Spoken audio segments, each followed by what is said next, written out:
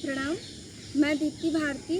आज हम बात करेंगे लिकोरिया के लिए। लिकोरिया को नॉर्मल लैंग्वेज में वाइट डिस्चार्ज या धात मतलब सफ़ेद धात जो होता है वो गिरता है, उस पे बात करेंगे।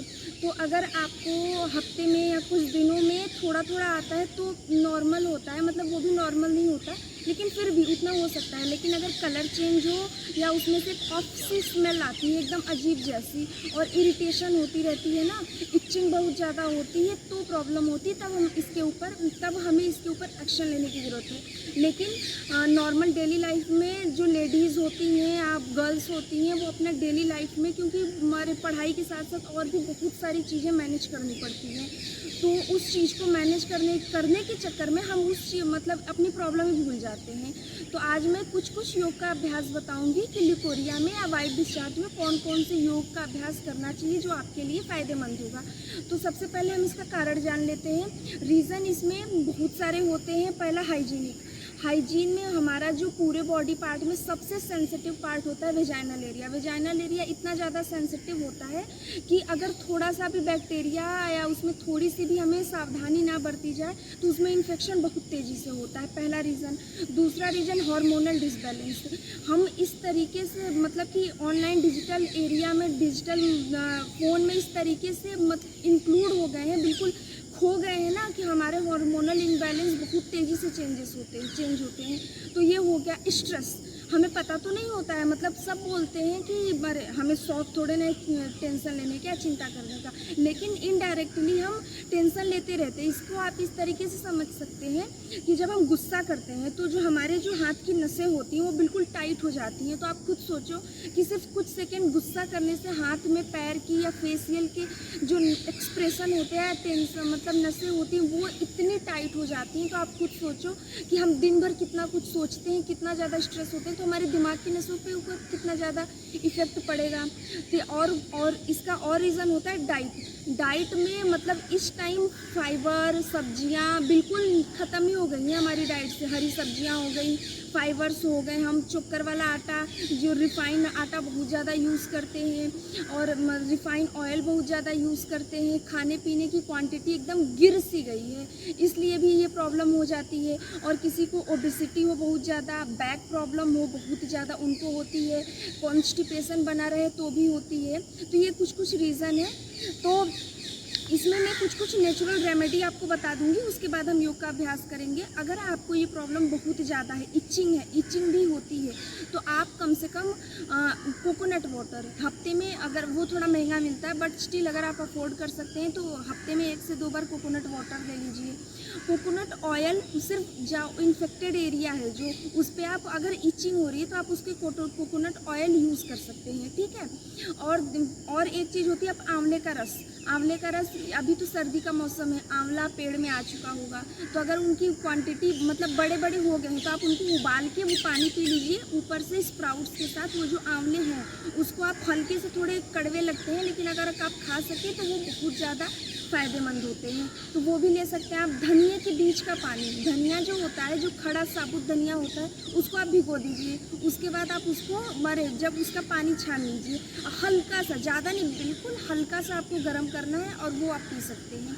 और चीज़ होती है कर्ड, दही में लैक्टोबैसिलस बैक्टीरिया जो होते हैं, वो हेल्दी बैक्टीरिया होते हैं, वो बहुत ज़्यादा होते हैं। तो आप कोशिश कीजिए कि सुबह के टाइम 1 कटोरी दही अपने डेली लाइफ में इंक्लूड करें, दोपहर में या छाछ। तो मतलब कुछ न कुछ ये दही या छाछ में से एक चीज़ अपने लाइफ में ज़रूर इंक्लूड करें, ये बहुत ज़्यादा आपके लिए फ़ायदेमंद होगा। ग्रीन वेजिटेबल्स ले सकते हैं। हाँ, अगर आपको अनीमिया है या आयरन की कमी है या हीमोग्लोबिन की कमी है तो भी ये प्रॉब्लम हो सकती है। तो इस चीज़ पर आपको थोड़ा सा अपने डेली लाइफ में ग्रीन्स वेजिटेबल्स, और उसको ओवर कुक मत कीजिए, नुकसान का। और उसका जब हम ओवर कुक कर देते हैं तो उसका जो एसेंस होता है पूरा ख़त्म हो जाता है, तो इस बात का आप ध्यान रखिएगा। तो इसके बाद जहाँ अनीमिया, और हाँ, जो वाइट डिस्चार्ज होता है, इससे हमें जो दिन भर आलस आती रहती है, थकान बनी रहती है, जो बैक प्रॉब्लम होती है, जो मतलब एक एज के बाद जो कमर दर्द की समस्या होती है, वो महिलाओं में सबसे बड़ा मतलब 80% प्लस रीजन सिर्फ वाइट डिस्चार्ज होता है। इनडायरेक्टली हम इसको ध्यान नहीं देते, लेकिन इस बात का आप ध्यान दीजिएगा। तो अब हम ये हमारी कुछ चीज़ें हो गई, नेचुरल रेमेडी जो मैंने बता दिया है उसके ऊपर आप ध्यान दीजिएगा। और अब हम योग का अभ्यास शुरू करेंगे। तो हम स्टार्ट करेंगे अ उ म के उच्चारण से। पहले हम लंबा गहरा सांस भरेंगे, फिर अ का उच्चारण करेंगे, फिर उ, फिर लंबा गहरा सांस भरेंगे, फिर उ का, फिर म का। इन उच्चारण के बाद हम अपने योग का अभ्यास शुरू करेंगे। तो आपकी दोनों हथेलियाँ खुली होंगी और हम लंबा गहरा सांस भरेंगे, फिर पहले तब अ का उच्चारण करेंगे।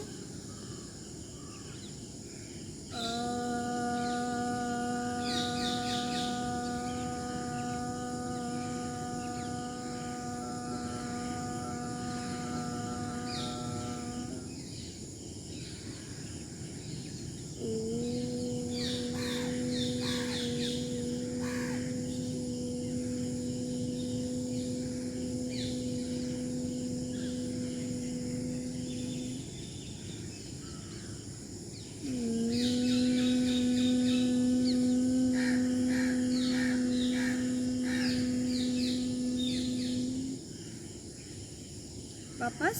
तो अब चलिए हम खड़े हो जाते हैं। खड़े होकर के अपने कुछ योग का अभ्यास कर लेते हैं। सबसे पहले हम अपने एंकल रोटेशन से स्टार्ट करेंगे। तो सबसे पहले हम अपने दोनों हाथ अपने कमर पे रखेंगे और अपने एक पैर को, थोड़ा सा आपको स्टार्टिंग में बैलेंस बनाने में दिक्कत हो, लेकिन बैलेंसिंग भी, कंसंट्रेशन भी हमारे लिए बहुत ज़्यादा ज़रूरी होता है, स्पेशली हम लड़कियों के लिए, क्योंकि लाइफ में हमें बहुत सारी चीज़ें अपोजिट सिचुएशंस में फेस करनी पड़ती है। तो जब आप इनहेल करेंगे तो आपके पंजे आपकी तरफ खींचे होंगे और जब एक्सहेल करेंगे तो आउटवर्ड खींचे होंगे। ठीक है, inhale exhale, inhale exhale, inhale exhale. इसके बाद हम दूसरे पैर से स्टार्ट करते हैं। इनहेल एक्सहेल, सांस भरा, सांस को छोड़ दिया। सांस भरते टाइम हमारी तरफ पंजे बिल्कुल, जितना आपका पूरा फोकस आपके पैर की नसों पे होगा। ये पैर अगर आप सही करें तो आपकी हिप तक पूरी नसें आपकी खींचेंगी, इस पर आपको कंसंट्रेट करना होगा। वापस अब हम थोड़ा सा एक दो डायरेक्शन में रोटेट कर लेते हैं। इसमें ब्रीदिंग नॉर्मल रहेगी, लेकिन आपका कंसंट्रेशन आपके एंकल के रोटेशन पर होगा। 4 से 5 बार एक डायरेक्शन में, 4 से 5 बार दूसरे डायरेक्शन में। अब दूसरे पैर से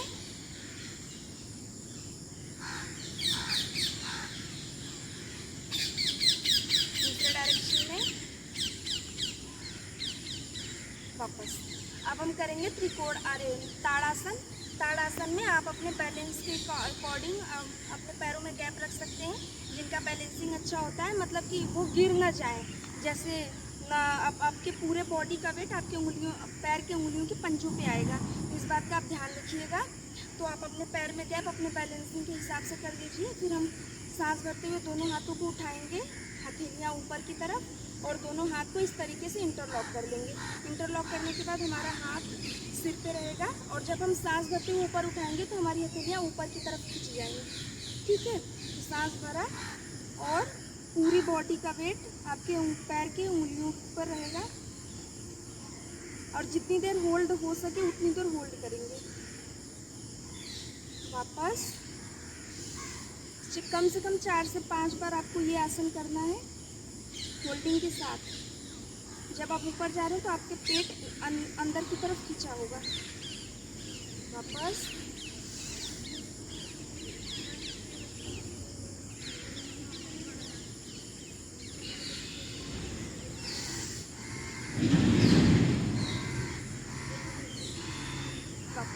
तो अब हम करेंगे तिरक ताड़ासन। इसमें आपको अपने सिर्फ कंधों के जितना ही गैप रखना है, ज़्यादा नहीं रखना। आपके हाथ दोनों इस तरीके से मिले ही होंगे। तो हम सबसे पहले हाथ ऊपर करेंगे तो इनहेल, और जब हम खुद पूरी बॉडी को नीचे की तरफ झुकाएंगे तो एक्सहेल करेंगे। तो इसमें आप ध्यान रखिए कि अगर आपका पेट थोड़ा अंदर रहेगा तो ये इस आसन से आपको फ़ायदा ज़्यादा होगा। और लेफ्ट साइड से हम स्टार्ट करेंगे। तो इनहेल और एक्सहेल करते हुए जितना हो सके उतना ट्विस्ट करेंगे, और याद रहे आपकी कोहनियाँ बिल्कुल सीधे रहेंगी, मुड़ेंगी नहीं। फिर इनहेल करते हुए बीच में और एक्सहेल करते हुए साइड में। 4 से 5 बार एक साइड में, 4 से 5 बार दूसरे साइड में। वापस।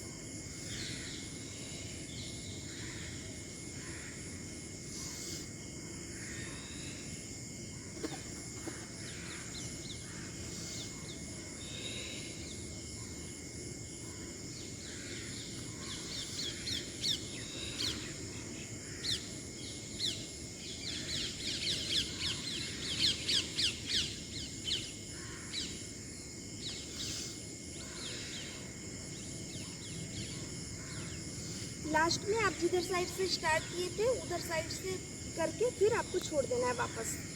अब हमारा तीसरा जो आसन है, उस आसन में हम अपने कंधों से ज़्यादा अपने पैरों में गैप रखेंगे। उसके बाद अब जिधर से हमको मुड़ना है, सबसे पहले हम लेफ्ट साइड से स्टार्ट करेंगे। तो अपने लेफ्ट पैर के पंजे को सीधा रखेंगे और दूसरा पैर का पंजा एड़ियों के सामने रहेगा और ऐसे ही रहेगा, मतलब कि हमारे पैरेलल सामने की तरफ रहेगा। उसके बाद हम अपने दोनों हाथों को उठाएंगे। उठाने के बाद जब हम एक्सहेल करेंगे तो हमें साइड में झुकना है। और अगर झुकते झुकते आपको आपके जो बायां हाथ है वो बाएं पैर के साथ बिल्कुल सीधे होगा और हथेलियां सामने की तरफ दाएं हाथ की। वापस। याद रहे आपको साइड से झुकना है। याद रहे आपको मतलब आपको आगे की तरफ नहीं, साइड में झुकना है। अगर आपसे ये चीज़ नहीं होती तो कोई बात नहीं, आपके पैर ऐसे ही रहेंगे। आप जितना झुक सकते हैं उतना झुकिए। आप अपने हाथ को अपने घुटने के नीचे या जहाँ तक झुक पा रहे हैं वहाँ तक भी रख सकते हैं और थोड़ा सा हाथ का सपोर्ट भी ले सकते हैं। ठीक है। अगर आपसे इतना भी नहीं होता, मतलब कि बैक में प्रॉब्लम है इसकी वजह से, अगर आपसे इतना भी नहीं होता तो आपके हाथ दोनों पैर सामने रहेंगे और आप सिर्फ इतना झुक लीजिए, मतलब सिर्फ इतना ही साइड में ट्विस्ट कर दीजिए, उतना ठीक है। लेकिन अपनी कैपेसिटी के हिसाब से स्टार्ट करिएगा, योग का अभ्यास करिएगा, इस बात का आपको ध्यान रखिए। एक्सहेल करते हुए हम साइड में झुकेंगे और इनहेल करते हुए हम वापस आएंगे। तो हम सबसे पहले जो हमारा सबसे इजी वाला है, जिसमें दोनों पैर सामने रहेंगे, वो हम कर लेते हैं।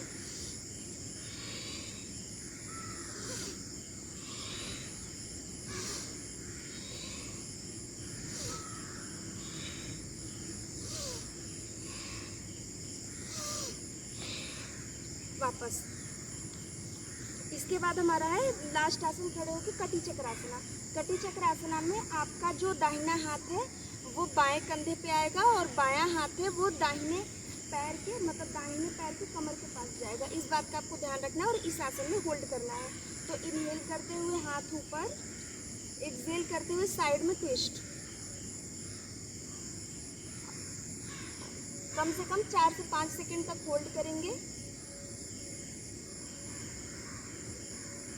उसके बाद फिर से इनहेल करते हुए हाथ सामने, फिर एक्सहेल करते हुए साइड में ट्विस्ट, दूसरे साइड में। आपका पूरा कंसंट्रेशन जैसे आपकी स्पाइन ट्विस्ट हो रही है उस पर रहेगा और ब्रीदिंग पे रहेगा। योग का अभ्यास अगर आप ब्रीदिंग के साथ सांस कैसे आ रही है योग आसन लेते टाइम और सांस कैसे जा रही है उस पर रहेगा तो ये आपके लिए ज़्यादा फायदेमंद होगा।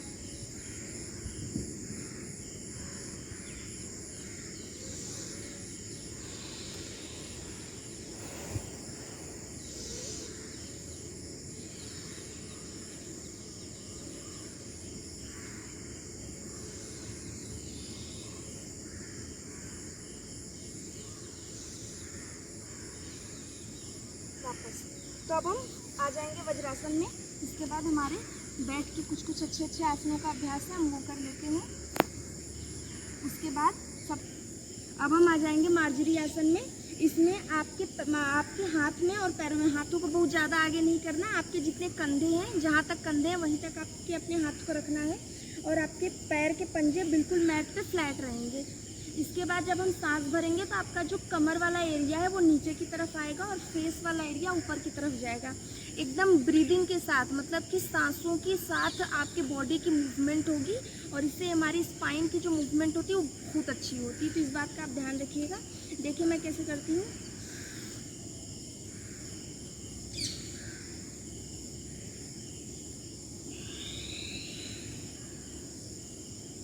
सांस लिया तो फेस ऊपर, सांस छोड़ा तो फेस नीचे।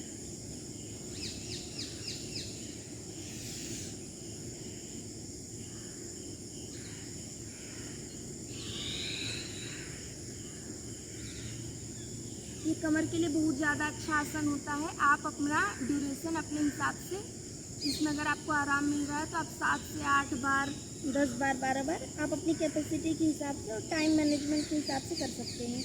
ये बहुत ज़्यादा अच्छा आसन होता है। हमारी पूरी रीढ़ की हड्डी को एक खूबसूरत सा स्ट्रेच, मतलब बॉडी को एक अच्छा सा शेप भी देता है और पूरी रीढ़ की हड्डी के एक एक जॉइंट्स को स्ट्रेंथ प्रोवाइड कराता है। अगर आप ब्रीदिंग के साथ कर रहे हो तो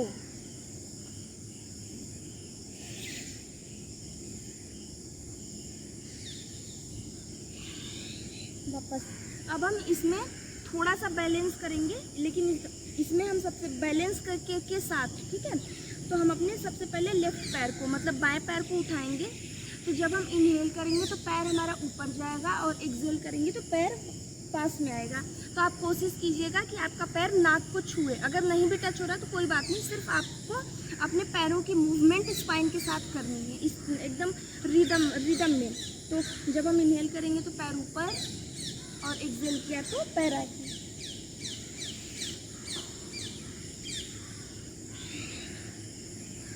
अगर आपको वाइट डिस्चार्ज से बहुत ज़्यादा पेन हो रहा है तो इस वाले आसन का अभ्यास संभल के कीजिए, क्योंकि ये वाला आसन हमारे पूरे पेल्विक एरिया को, जो कमर का रीजन है, उसको बहुत अच्छे से स्ट्रेंथ प्रोवाइड कराता है।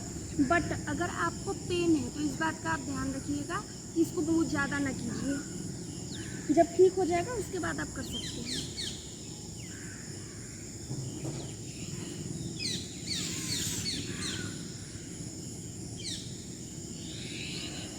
वापस। अब हम करेंगे दूसरे साइड से।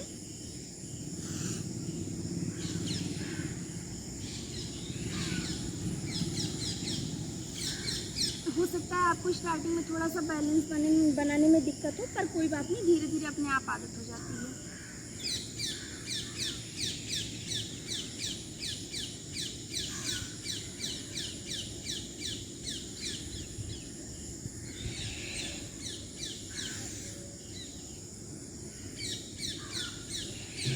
वापस। अब हम आ जाएंगे वज्रासन में। वज्रासन के बाद हमें शशांक आसन में आना है, मतलब कि हमारे हाथ में, जब हम शशांक आसन में आते हैं, पूरा नीचे लेटते हैं, तो हमारे जहाँ हाथ है वहीं पे आपके हाथ बिल्कुल स्टिक हो जाएंगे। इसके बाद आपको ऐसे यहाँ से ही जब आप इनहेल करेंगे तो हमें भुजंगासन में आना है इस तरीके से, और जब आप एक्सहेल करेंगे तो हमें वज्रासन में आना है इस तरीके से। इस बात का आप ध्यान रखिएगा कि आपके हाथ बिल्कुल मैट पे चिपके होंगे और आपके पैर की पोजीशन बिल्कुल, मतलब जैसे मैं बता रही हूँ ना। और जब हम भुजंगासन में जाएंगे तो हमारी एड़ियाँ इस तरीके से मिली होंगी। इस बात का आपको ध्यान रखना है, ठीक है। तो हमारे पैर यहाँ पे हाथ लगे हैं। जब हम इनहेल किया तो पूरा भुजंगासन में आएंगे। याद रहे आपको कमर से बेंड नहीं होता, क्योंकि इस पे कमर और हमारे पेल्विक रीजन में बहुत ज़्यादा प्रेशर पड़ता है। तो सिर्फ आपको अपना ये चेस्ट वाला रीजन ही उठाना है, उसे ज़्यादा नहीं उठाना। फिर एक्सहेल करते हुए वापस।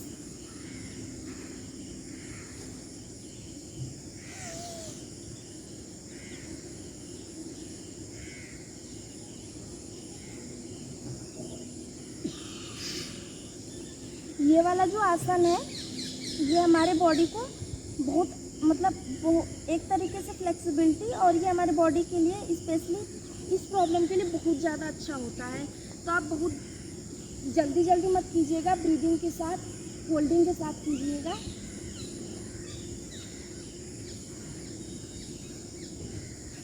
और 4 से 5 बार स्टार्ट करते हुए तब आप अपनी ड्यूरेशन को बढ़ाइएगा। एक ही बार में आप बहुत ज़्यादा मत कीजिएगा।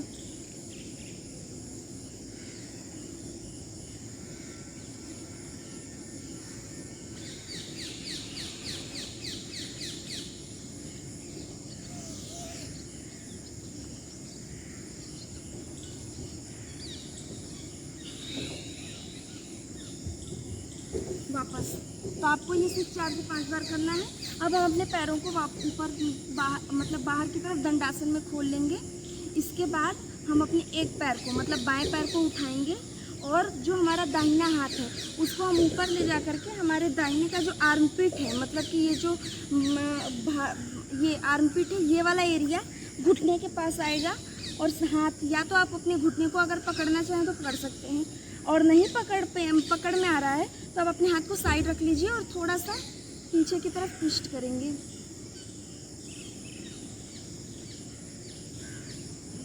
वापस इसमें आपको इनहेल करते हुए जब हम सांस भरेंगे तो पैरों को मोड़ेंगे, और जब हम एक्सहेल करेंगे मतलब इनहेल किया, पैर मोड़ा और उसी टाइम हाथ भी मोड़ दिया।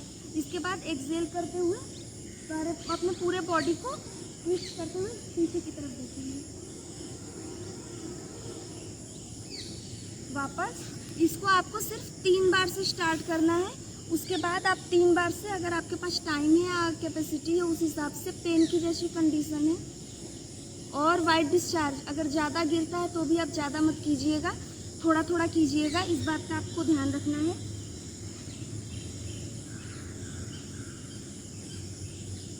वापस अब हम आ जाएंगे, 1-2 आसनों का अभ्यास हम करेंगे पेट के बल लेट जाएंगे। इसके बाद हम अपने दोनों हथेलियाँ हमारे नीचे की तरफ रहेंगी, मैट में जंघे के नीचे रखेंगे और अपने एक एक पैर को थोड़ा थोड़ा उठाएंगे। सांस भरा, पैर ऊपर, सांस भरा, पैर ऊपर और सांस छोड़ते हुए नीचे। सांस भरा, पैर ऊपर, 2 से 3 सेकंड तक होल्ड करेंगे, उसके बाद सांस को छोड़ते हुए नीचे।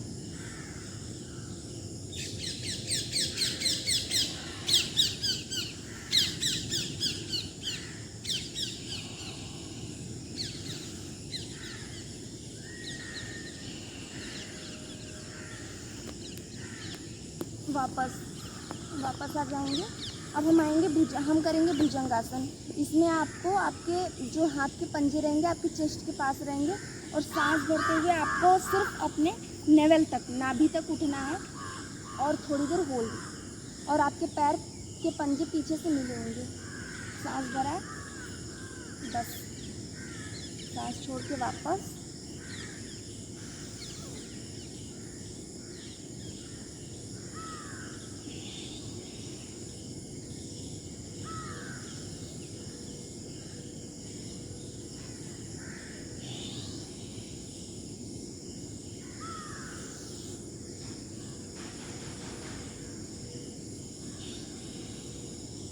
वापस। अब हम आ जाएंगे पीठ के बल।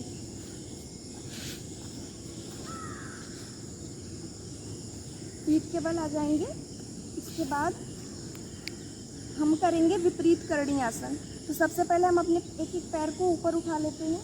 आपके दोनों हाथ के पंजे मैट के नीचे रहेंगे, हिप के नीचे नहीं रखना है।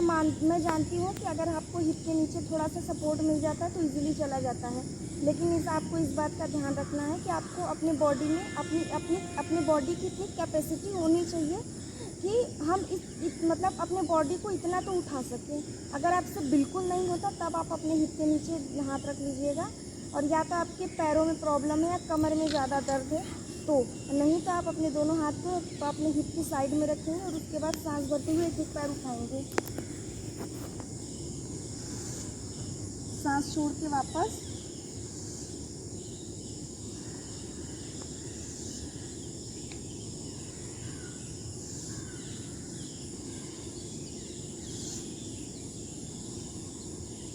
तीन से 4 बार बस आपको करना है ये। अब हम अपने पैरों को उठाएंगे। उठा के जब हम अपने पैर को उठाकर 90 डिग्री लेकर आएंगे तो आपको इस बात का ध्यान रखना है कि आपके पैर, आप जब थोड़ा सा ही अपने पैर को उठाएंगे तो आपको कमर से, मतलब जब आप कमर के ऊपर उठाएंगे तो आपके पूरे हाथ के हथेलियों से आपको अपने कमर को सपोर्ट देना है। सपोर्ट दे करके आपके पूरे हाथ की हथेलियाँ आपके हिप के ऊपर रहेंगी और आपके अंगूठे, पैर के अंगूठे आपकी आँखों के सामने रहेंगे इस तरीके से। बस सिर्फ आपको इतना ही उठना है, इस बात का आपको ध्यान देना है। और आप अपने पैर के अंगूठों को देखेंगे और ब्रीदिंग आपकी सांस नॉर्मल रहेगी।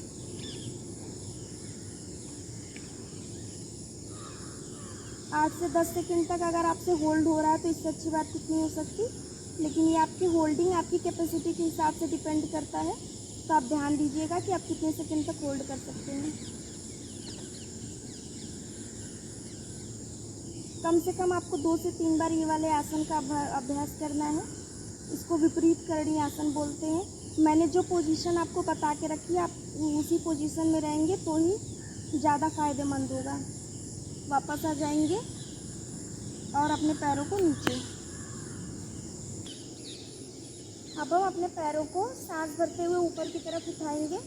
जैसे मैंने पहले वाले आसन में बताया है, सबसे पहले हम सांस भरते हुए अपने पैरों को 90 डिग्री मतलब 90 डिग्री ला देंगे। इसके बाद आपकी हथेलियों से आपके कमर को सपोर्ट देना है। इस तरीके से पहले आप अपने पैरों को आगे की तरफ मतलब अपने सिर की तरफ झुकाएंगे तो एक अच्छे से उठने में इससे आपको हेल्प मिलेगी।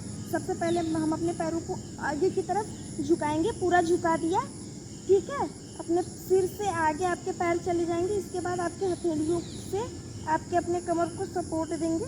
उसके बाद आप अपने पैर सीधे करेंगे।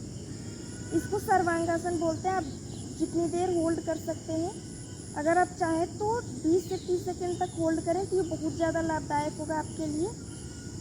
नहीं हो पा रहा है तो कोई बात नहीं, अपने कमर को हाथों से सपोर्ट देते हुए ब्रीदिंग आपकी नॉर्मल रहेगी।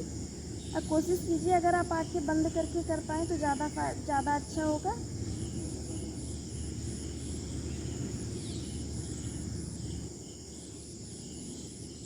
स्टार्टिंग में अगर आपको पैर सीधे करने की दिक्कत आ रही है तो कोई बात नहीं, धीरे धीरे योग का अभ्यास करते करते आपको आदत हो जाएगी।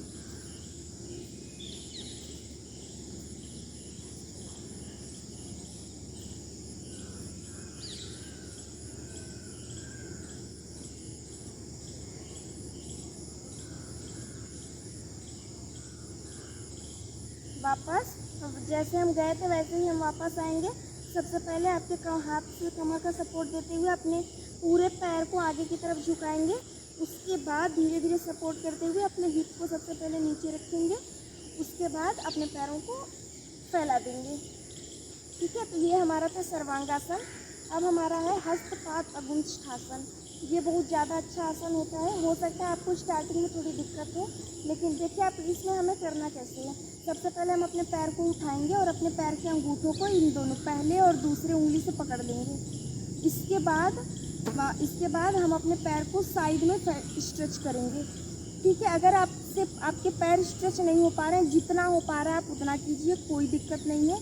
फिर स्ट्रेच करते हुए आपको इस आसन में थोड़ी देर होल्ड करना है और आपके दूसरे हाथ और पैर बिल्कुल सीधे होंगे और फेस सामने की तरफ होगा। अगर आपको स्ट्रेच नहीं हो पा रहा है, घुटने मुड़ रहे हैं तो कोई बात नहीं, धीरे धीरे आपको आदत हो जाएगी और आप अपने पैर जितना ऊपर ला सकते हैं उतना ज़्यादा फायदा रहेगा आपके लिए। ब्रीदिंग आपकी पूरी नॉर्मल रहेगी। जैसे हम गए थे वैसे ही वापस आएंगे। अब हम दूसरे पैर से करेंगे। आपको इस आसन में इस बात का ध्यान रखना है कि जो मैं पोजीशन बता रही हूँ उसी हिसाब से आपकी पोजीशन रहेगी। 3 से 4 बार करना है आपको। वापस फिर इनहेल करते हुए अपने पैरों को अपने पैर के अंगूठे को कैच करेंगे। उसके बाद एक्सहेल करते हुए पैर को फैला देंगे।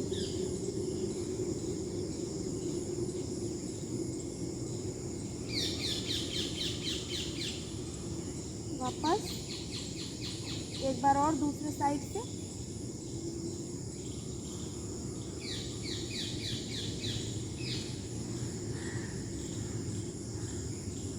वापस। अब हमारा जो आज का लास्ट आसन है, ये 2 आसन मैं और कराऊंगी। इस आसन में आपको इस बात का ध्यान रखना है कि अगर आपके पैरों की फ्लेक्सिबिलिटी ना हो, ठीक है, क्योंकि पैर की फ्लेक्सिबिलिटी भी ज़रूरी होता है। अगर आपके पैर इसमें पद्मासन लगाना है लेटे लेटे।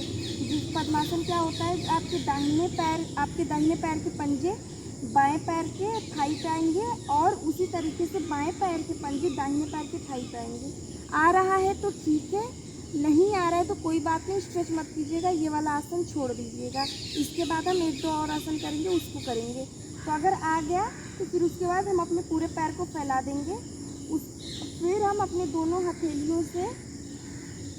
हथेलियों का सहारा लेते हुए उठेंगे और अपने सिर में माथे को ज़मीन से टच कराएंगे।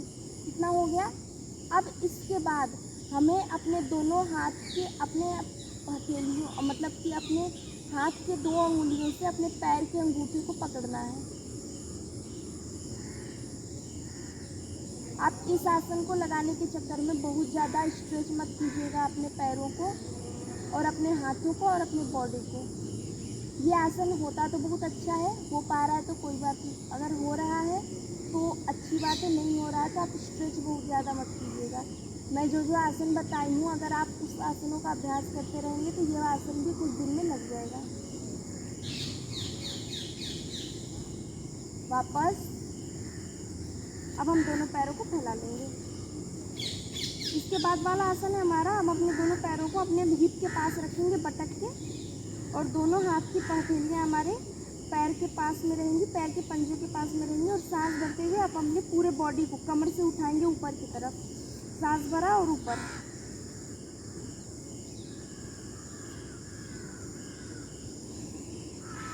अगर आपसे होल्ड नहीं हो रहा है तो आप बीच में थोड़ा थोड़ा सांस ले सकते हैं, और जब आप बिल्कुल नहीं होल्ड हो पा रहा है तो आप सांस छोड़ते हुए नीचे आ जाइए।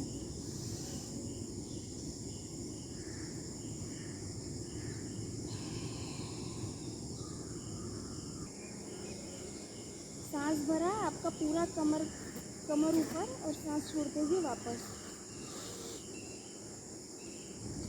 अगर आपसे, क्योंकि कुछ लोग इसमें पैर के एंकल को, एड़ियों को भी पकड़ने को बोलते हैं, अगर आपसे होल्ड नहीं हो पा रहा है मतलब बैलेंस नहीं हो पा रहा है तो आप अपने हाथ से अपने एड़ियों को पकड़ के सहारा ले सकते हैं। अगर हो पा रहा है तो कोई बात नहीं, आप ये इस तरीके से बिना सहारे के भी कर सकते हैं। इससे आपकी कमर पे जो स्ट्रेच है वो ज़्यादा पड़ेगा, तो आपके लिए ये फ़ायदेमंद होगा। वापस अब हम बाएं पैर को फैला लेंगे और बाएं करवट में वापस आ जाएंगे। आज का हमारा जो लास्ट आसन है, इसमें आपको, इसको तितली आसन या बादुकोणासन भी बोलते हैं, बटरफ्लाई पोज। इसमें आपके दोनों पैर के पंजों को मिलाना है आपस में, और आपके पैर में और हिप एरिया में जितना गैप आप रख सकते हैं उतना रखिए। फिर उसके बाद आपकी कोहनियाँ आपके जांघ के बिल्कुल थाई के पास में रहेंगी, और आपको अपने पैर के पंजों को पकड़ के इस तरीके से अपने पैर को शेक करना है।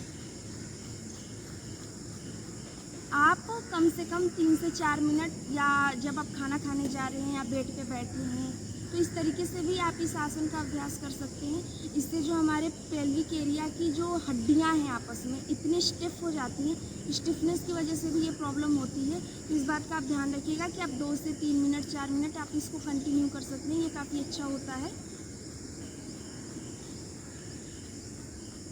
2 से 3 मिनट कंटिन्यू करने के बाद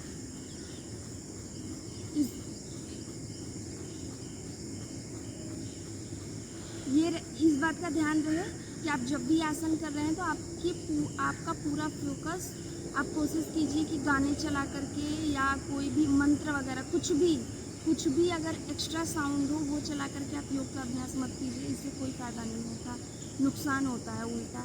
इस बात का आपको ध्यान रखना है। अगर आप योग का अभ्यास कर रहे हैं तो आपको अपना पूरा फोकस, पूरा कंसंट्रेशन आपकी ब्रीदिंग पे और आपकी बॉडी की मूवमेंट पे और आपकी बीमारी पे, नहीं भी है तो सिर्फ इन दोनों पे होना चाहिए। तो आपको उसका असर 2 से 3 दिन के अंदर ज़्यादा दिखेगा एज़ कम्पेयर टू गाने चला के या भीड़ में करने से। इसके बाद लास्ट में जब हम सांस भरते हुए, अगर हम आगे, जितना आप आगे झुक पा रहे हैं उतना आगे झुक करके थोड़ी देर होल्ड,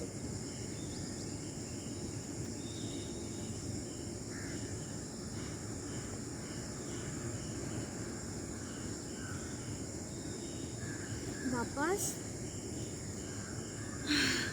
तो हमारा ये मैं मैं जिस हिसाब से जिस सीक्वेंस में आसनों का अभ्यास बताई हूँ, आप उस बात का ध्यान रखते हुए वैसे वैसे योग का अभ्यास कीजिएगा। जो मैंने नेचुरल रेमेडी, होम रेमेडी बताई है वो भी काफ़ी अच्छा है, आप उसको भी ले सकते हैं, इंक्लूड कर सकते हैं अपने डेली डाइट में। और आप खाने के बीच का मतलब कि ये जो बिस्किट नमकीन कभी कभी चलता है, जंक फूड वगैरह कभी कभी चलता है, लेकिन अगर आप डेली यूज़ कर रहे हैं इसको या हर 2-3 दिन पे यूज़ कर रहे हैं तो कोशिश कीजिए कि कम से कम इनको लीजिए, अवॉइड कीजिए। अगर स्पेशली ये प्रॉब्लम हो रही है तो स्पाइसी, एकदम साल्टी, बिल्कुल ज़्यादा मीठा अरे ये भी खाना अवॉइड कर दीजिए अगर ये वाली प्रॉब्लम हो रही है तो। अगर प्रॉब्लम कलर चेंज है और स्मेल बहुत ज़्यादा आ रही है तो आप तुरंत आपको डॉक्टर से सलाह लेनी होगी।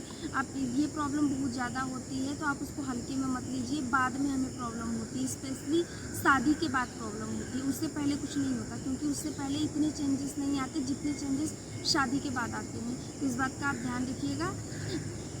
और इसके बाद हाँ, मैंने जिस हिसाब से बताया है उस चीज़ का आप ध्यान रखिएगा।